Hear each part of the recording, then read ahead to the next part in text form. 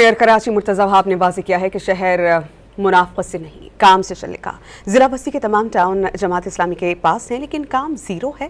हाफिज़ Naimur Rahman UC chairman बनने के बाद लाहौर चले गए। पीपल्स पार्टी ने 10 करोड़ की लागत से नॉर्थ नासिमाबाद की गलियां बनाई।